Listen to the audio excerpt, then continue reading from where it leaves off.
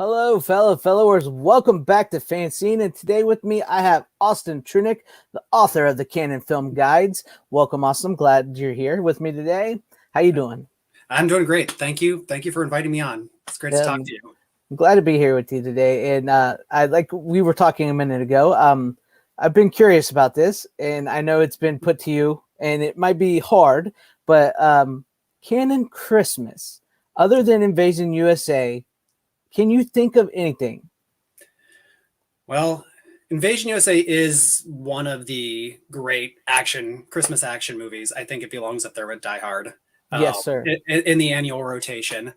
How many other movies do you get to see Chuck Norris plow through a mall at Christmas time over Christmas trees and the shoppers dive out of the way in a truck as he's fighting terrorists?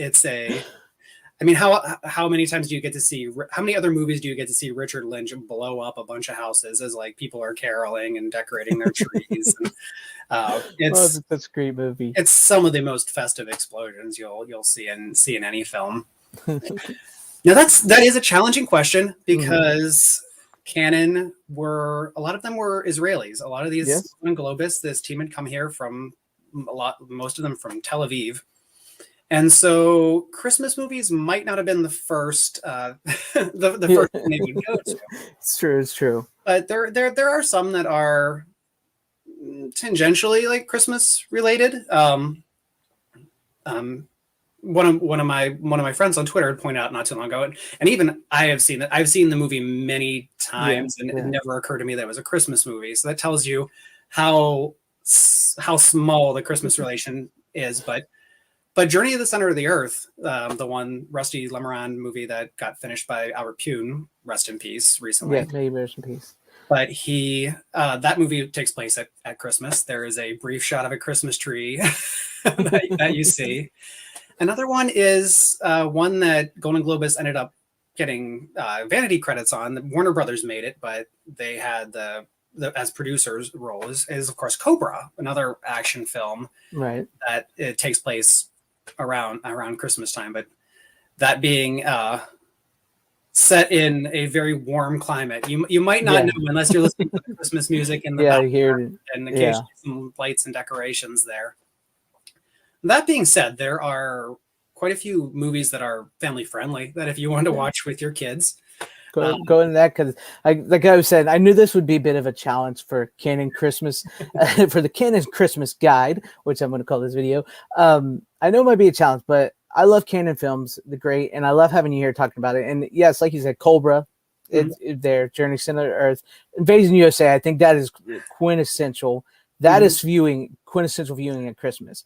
But for those who, family. So, there's more than just like Christmas movies, family oriented. So what are some of like the Canon film movies you would suggest at Christmas time that could really play along with Invasion USA?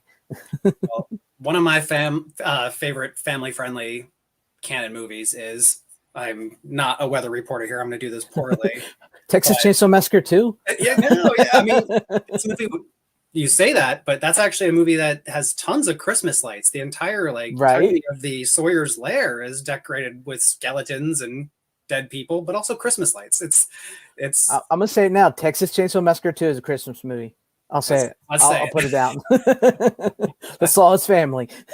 Yeah. Oh yeah, the Saw's family. Gotta remember that around Christmas time. Go ahead. Day card.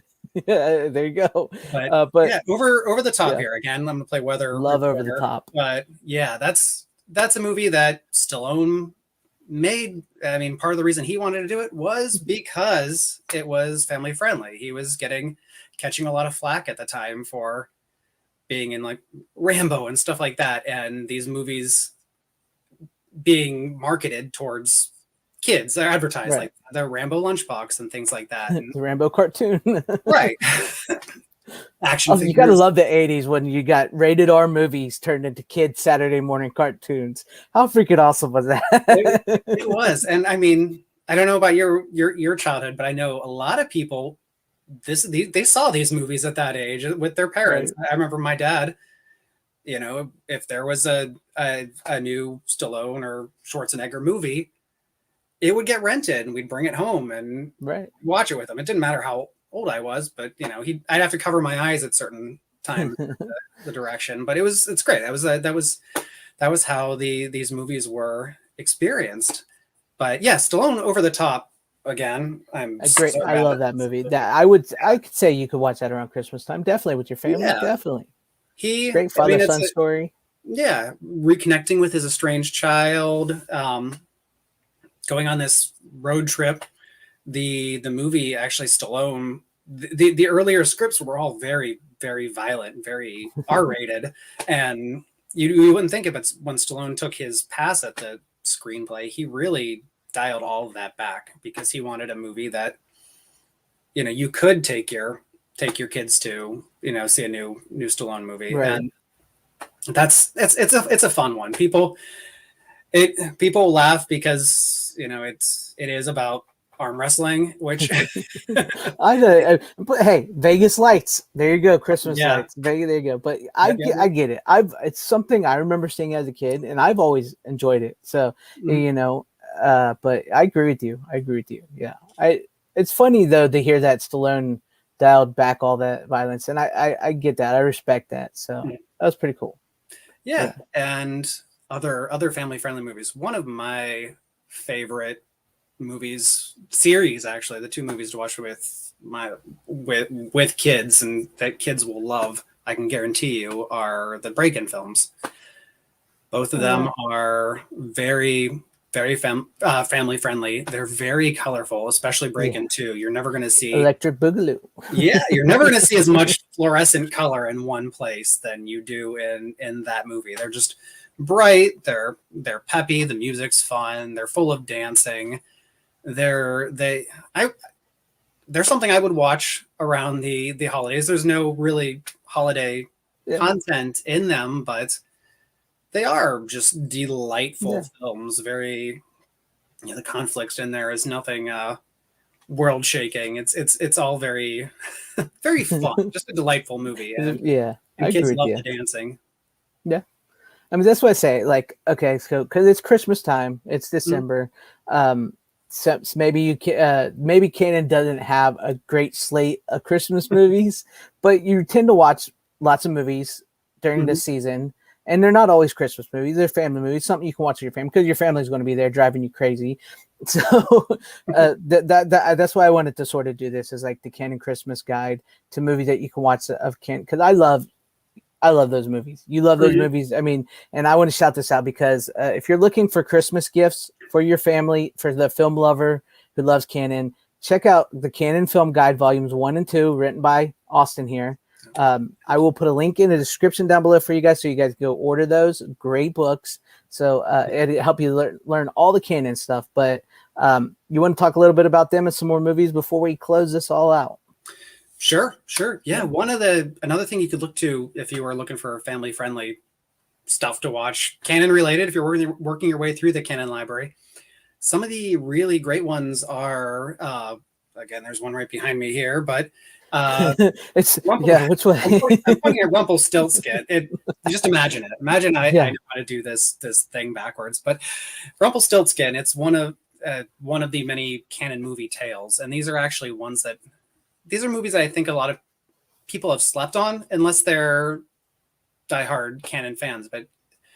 But what happened is Canon had bought these movie theater chains in the UK, and the options back then were mostly to show Disney reruns, like re-releases of the older Disney films, unless there was something brand new coming out in the 80s. That's what your matinees were. That's what you're in. And Canon saw that, and they thought, like, we don't need to do that. We can put our own movies. We need to make our own movies to put in our own theaters. So there are all sorts of public domain movie fairy tales, and they started just churning these movies out, all in these warehouses in Israel, with usually one or two celebrities, like big names, and then just kind of sell it. But they are wildly weird. They're all musical, like they're almost all musicals.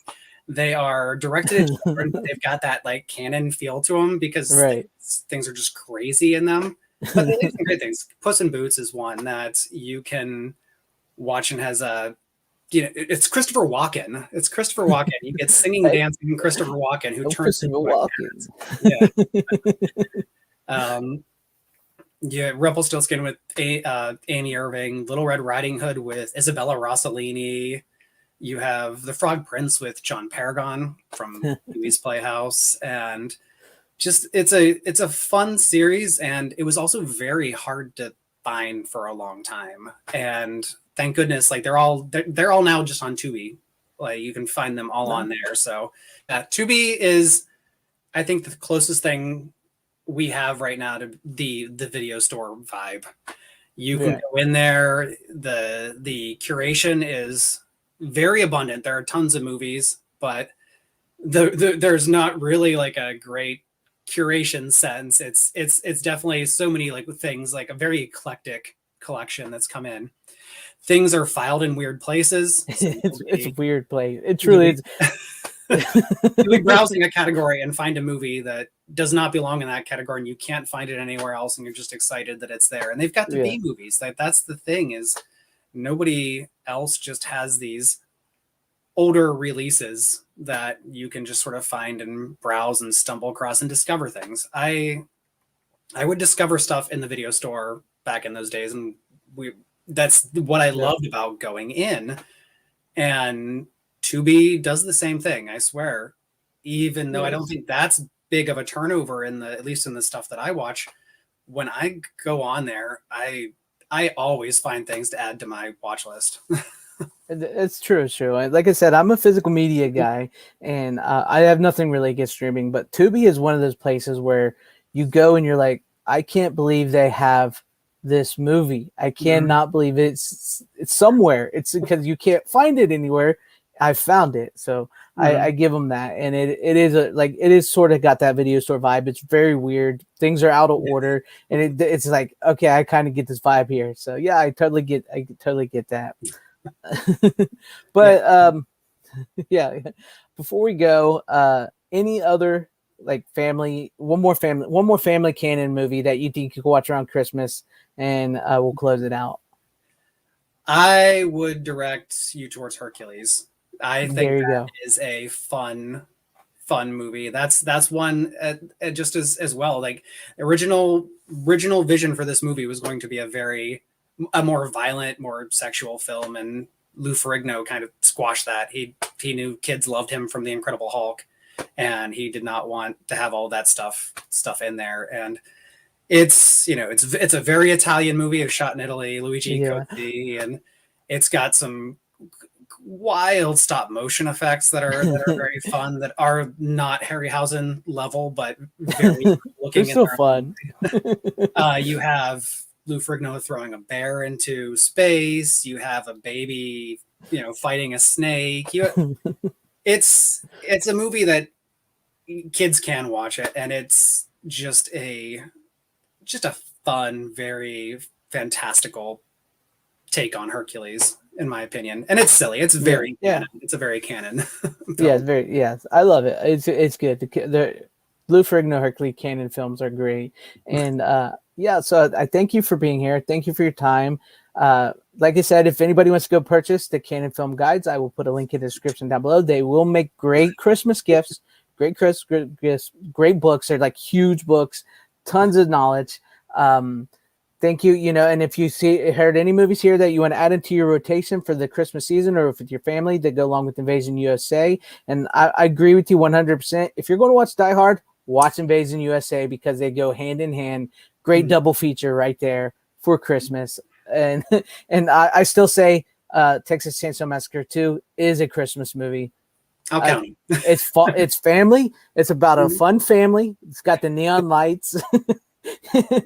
It's got the granddad in the chair that's there for you. So everyone's got that weird Uncle Chop Top who comes around. I mean, he fought in Vietnam. I got stories I can tell you, kids. So there you go. But thank you, Austin. I appreciate it. Thank you for your time. Any final words, real quick, before we close it out? Just happy holidays, everybody. Yeah. Happy holidays. And thank you guys for watching. Always remember to like, subscribe, hit the bell for notifications, share this out so everybody can see it. thank you guys for watching. Godspeed, and we'll see you on the next one.